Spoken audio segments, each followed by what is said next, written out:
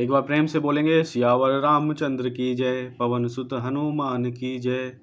देखिए, श्रीमद् वाल्मीकि रामायण के बालकांड का आज 16वां सर्ग करेंगे, जिसमें हम कथा सुनेंगे देवताओं का श्री हरि से रावण वध के लिए मनुष्य रूप में अवतरीण होने को कहना, राजा के पुत्रेष्टि यज्ञ में अग्निकुंड से प्रजापत्य पुरुष का प्रकट होकर खीर अर्पण करना और उसे खाकर रानियों का गर्भवती होना। तो कथा प्रारंभ करते हैं। देखिए, तदंतर उन श्रेष्ठ देवताओं द्वारा इस प्रकार रावण वध के लिए नियुक्त होने पर सर्वव्यापी नारायण ने रावण वध के उपाय को जानते हुए भी देवताओं से ये मधुर वचन कहा। देवगण, राक्षस राज रावण के वध के लिए कौन सा उपाय है जिसका आश्रय लेकर मैं महर्षियों के लिए कंठक रूप उस निशाचर का वध करूं? उनके इस प्रकार पूछने पर देवता उन अविनाशी भगवान विष्णु से बोले, प्रभु, आप मनुष्य का रूप धारण करके युद्ध में रावण को मार डालिए। उस शत्रु दमन निशाचर ने दीर्घकाल तक तीव्र तपस्या की थी, जिससे सब लोगों के पूर्वज लोक स्पष्टा ब्रह्मा जी उस पर प्रसन्न हो गए। उस पर संतुष्ट हुए भगवान ब्रह्मा ने उस राक्षस को यह वर दिया कि तुम्हें नाना प्रकार के प्राणियों में से मनुष्य के सिवा और किसी से भय नहीं है।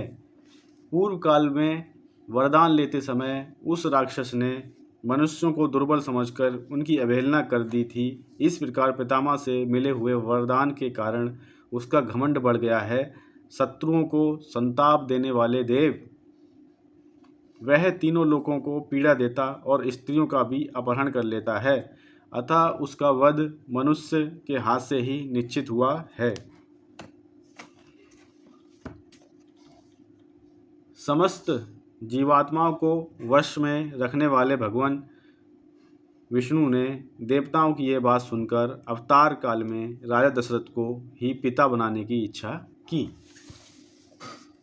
उसी समय वे शत्रुसूदन महातेजस्वी नरेश पुत्रहीन होने के कारण पुत्र प्राप्ति की इच्छा से पुत्रेष्टि यज्ञ कर रहे थे। उन्हें पिता बनाने का निश्चय करके भगवान विष्णु पितामह की अनुमति ले देवताओं और महर्षियों से पूजित हो वहाँ से अंतर्ध्यान हो गए। तत्पश्चात पुत्रेष्टि यज्ञ करते हुए राजा दशरथ के यज्ञ में अग्निकुंड से एक विशाल काय पुरुष प्रकट हुआ। उसके शरीर में इतना प्रकाश था जिसकी कहीं तुलना नहीं थी। उसका बल पराक्रम महान था। उसकी अंग कांति काले रंग की थी। उसने अपने शरीर पर लाल वस्त्र धारण कर रखा था। उसका मुख भी लाल ही था। उसकी वाणी से दुंदुभि के समान गंभीर ध्वनि प्रकट होती थी। उसके रोम, दाढ़ी मूछ और बड़े बड़े केश चिकने और सिंह के समान थे। वह शुभ लक्षणों से संपन्न, दिव्य आभूषणों से विभूषित, शैल शिखर के समान ऊंचा तथा गर्वीले सिंह के समान चलने वाला था। उसकी आकृति सूर्य के समान तेजोमय थी। वह प्रज्वलित अग्नि की लपटों के समान देदीप्यमान हो रहा था। उसके हाथ में तपाए हुए जाम्बू नद नामक सुवर्ण की बनी हुई परात थी, जो चांदी के ढक्कन से ढकी हुई थी। वह परात थाली बहुत बड़ी थी और दिव्य खीर से भरी हुई थी। उसे उस पुरुष ने स्वयं अपनी दोनों भुजाओं पर इस तरह उठा रखा था मानो कोई रसिक अपनी प्रियतमा पत्नी को अंग में लिए हुए हो।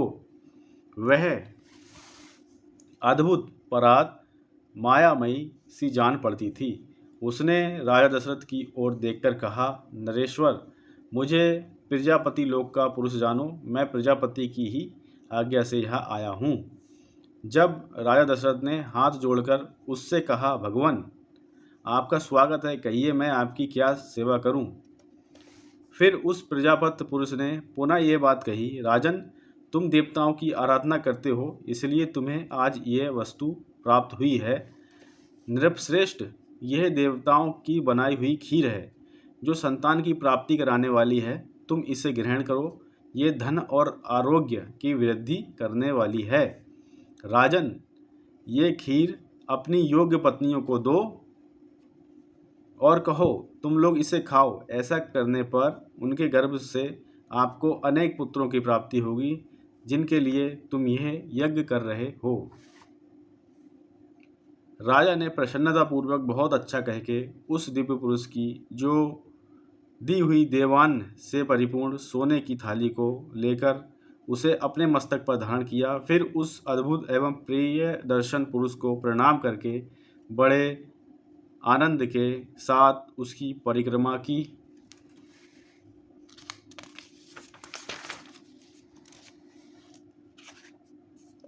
इस प्रकार देवताओं की बनाई हुई उस खीर को पाकर राजा दशरथ बहुत प्रसन्न हुए, मानो निर्धन को धन मिल गया हो। इसके बाद वह परम तेजस्वी अद्भुत पुरुष अपना वह काम पूरा करके वहीं अंतर्ध्यान हो गया। उस समय राजा के अंतःपुर की स्त्रियां हर्षोल्लास से बड़ी हुई कांतिमयी किरणों से प्रकाशित हो ठीक उसी तरह शोभा पाने लगीं जैसे शरतकाल के नयनाभिराम चंद्रमा की रम्य रश्मियों से उद्भासित होने वाला आकाश सुशोभित होता है। राजा दशरथ वह खीर लेकर अंतःपुर में गए और कौशल्या से बोले, देवी, यह अपने लिए पुत्र की प्राप्ति कराने वाली खीर है, ग्रहण करो। ऐसा कहकर नरेश ने उस समय उस खीर का आधा भाग महारानी कौशल्या को दे दिया। फिर बचे हुए आधे का आधा भाग रानी सुमित्रा को अर्पण किया। उन दोनों को देने के बाद जितनी खीर बच गई उसका आधा भाग तो उन्होंने पुत्र प्राप्ति के उद्देश्य से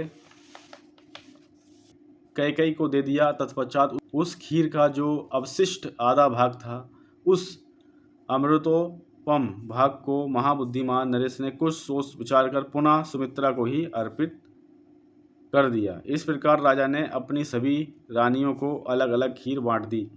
महाराज की उन सभी साध्वी रानियों ने उनके हाथ से वह खीर पाकर अपना सम्मान समझा। उनके चित्त में अत्यंत हर्षोल्लास छा गया। उस उत्तम खीर को खाकर महाराज की उन तीनों साध्वी महारानियों ने शीघ्र ही पृथक पृथक गर्भ धारण किया। उनके वे गर्भ अग्नि और सूर्य के समान तेजस्वी थे। तदंतर अपनी उन रानियों को गर्भवती देख राजा दशरथ को बड़ी प्रसन्नता हुई। उन्होंने समझा मेरा मनोरथ सफल हो गया। जैसे स्वर्ग में इंद्र सिद्ध तथा ऋषियों से पूजित हो श्री हरि प्रसन्न होते हैं, उसी प्रकार भूतल में देवेंद्र सिद्ध तथा महर्षियों से सम्मानित हो राजा दशरथ संतुष्ट हुए थे। इस प्रकार यहाँ पे देखिए 16वां सर्ग संपन्न हो रहा है। कल 17वां सर्ग पढ़ेंगे। ब्रह्मा जी की प्रेरणा से देवता आदि के द्वारा विभिन्न वानर यूथपतियों की उत्पत्ति। तो एक बार प्रेम से बोलेंगे, सियावर रामचंद्र की जय, पवन सुत हनुमान की जय।